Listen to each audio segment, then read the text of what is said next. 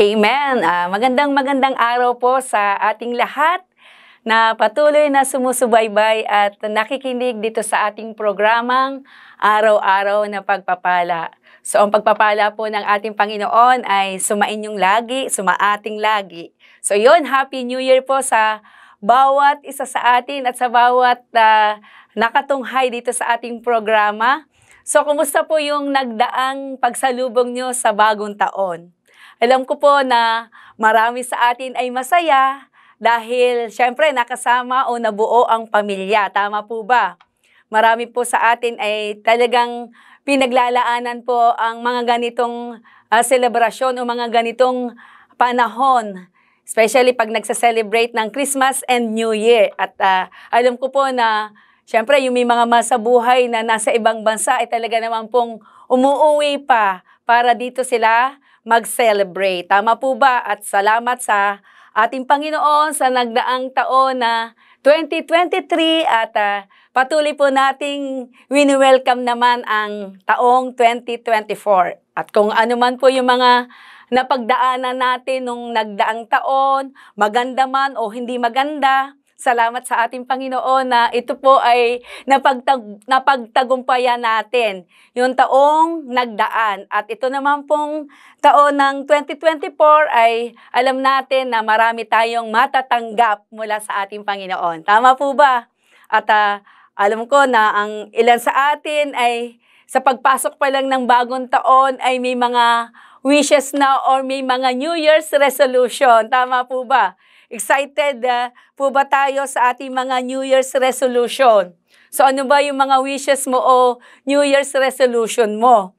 So ang iba sa atin, di ba, pagpasok pa lang ng bagong taon, sinasabi nila na magpapapayat na ako, konti na lang ang kakainin ko, hindi na ako malilate sa school at maging sa trabaho.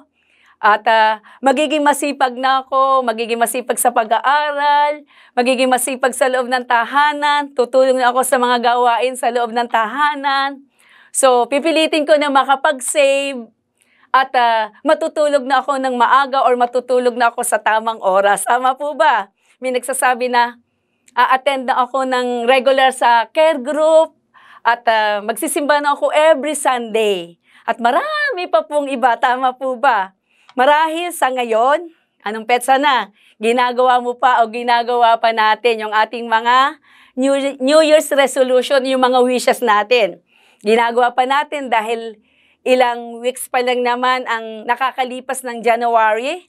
So, nagagawa natin, ilang weeks, buwan, ang dumaan, nagagawa pa natin. Tama po ba?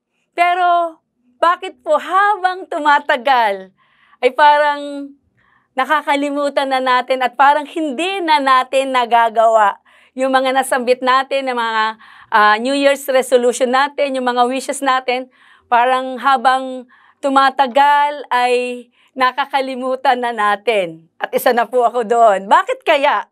Amen. So yun, nakakalimutan po natin dahil alam po natin na hindi po natin naiisama ang ating Panginoon sa ating mga wishes o sa ating mga hinihiling o sa ating mga New Year's resolution.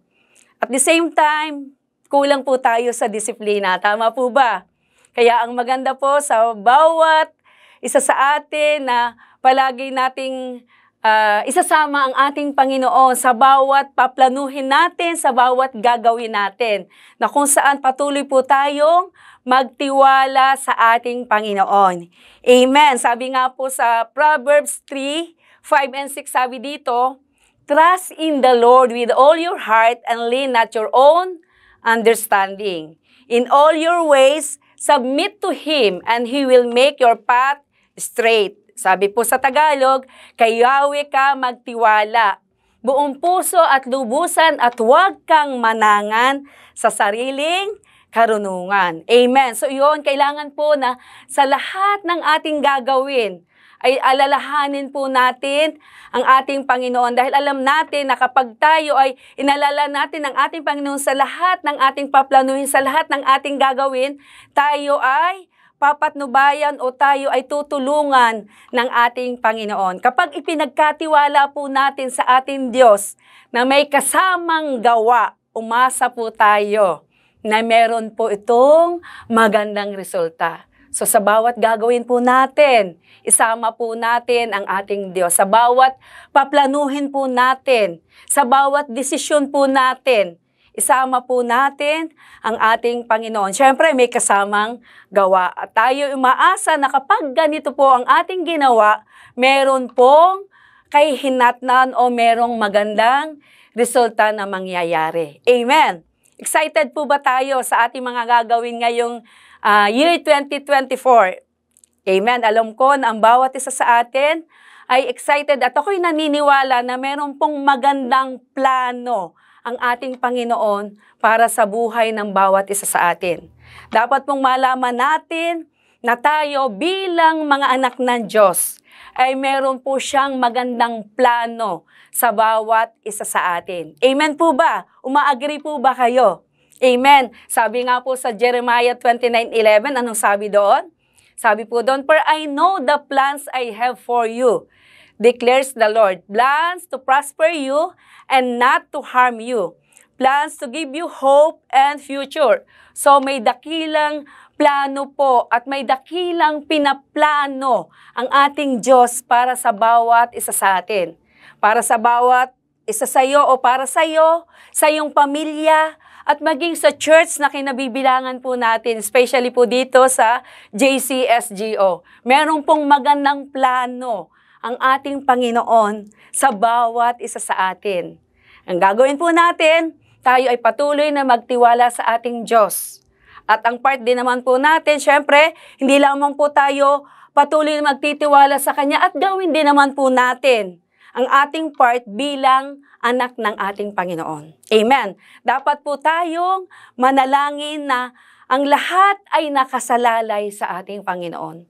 Lahat po ng ating pinaplano, lahat ng ating binabalak o lahat ng ating mga desisyon, dapat lagi po nating itong ipinagpipray na alam natin na ito ay tutulungan at tuturuan tayo ng ating Panginoon. At dapat din po tayong kumilos, hindi lang tayo magtitiwala sa Kanya. Siyempre, may kasama pong gawa yung ating pagtitiwala sa ating Panginoon. At the same time, paniwalaan po natin at maging yung nais ng Diyos na mangyari sa atin ay tanggapin po natin. Amen. Praise God. Kaya kapatid, kung ano man ang mga hinihiling mo sa ating Diyos, umasa ka through your faith, through our faith, at maging sa pagkilos natin. Ito ay ibibigay at ipagkakaloob ng ating Panginoon sa buhay ng bawat isa sa atin.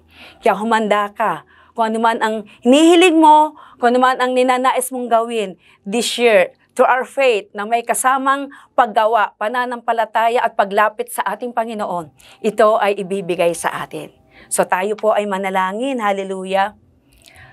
Father, in Jesus' name, Lord, salamat po Panginoon sa isang napakagandang araw na ipinagkaloob mo po sa amin, O Lord God.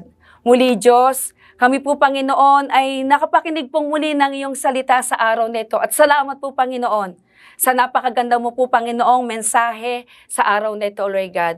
Lord, nagpapasalamat po kami sa loob ng isang taon na ipinagkaloob mo po sa amin, O Lord God, ang taong 2023, O Lord God, na pinagkaloob mo po sa amin, O Lord God, na ito ay napagtagumpayan po namin, O Lord God.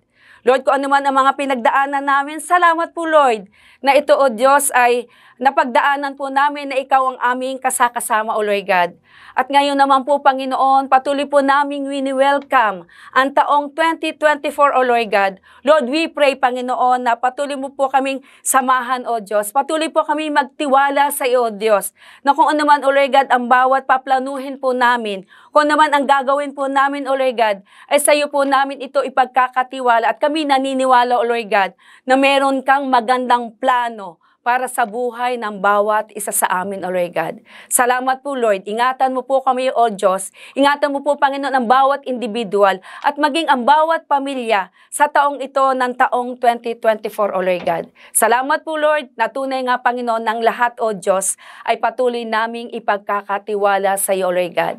Thank you, Lord, sa araw nito, O Lord God. Binabalik po namin sa ulat ng papuri, pagdakil at pagsamba sa pangalan ni Jesus. In Jesus' name we pray.